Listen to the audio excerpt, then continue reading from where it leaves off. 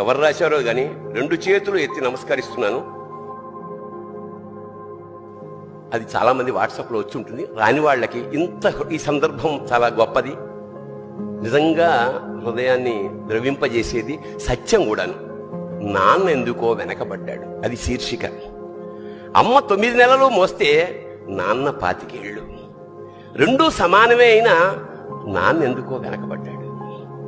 ఇంట్లో జీతం తీసుకోకుండా అమ్మ, తన జీతం అంతా ఇంటికే ఖర్చు పెడుతూ నాన్న, ఇద్దరి శ్రమ సమానమే అయినా అమ్మ కంటే నాన్న ఎందుకో వెనకబడ్డాడు.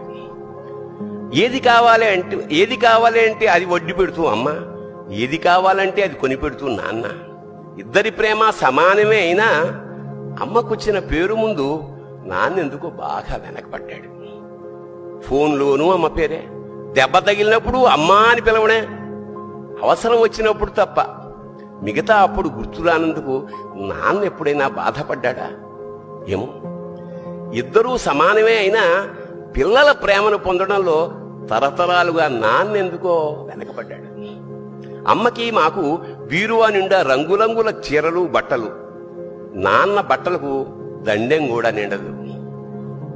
తనని తాను పట్టించుకోవడం రాని నాన్న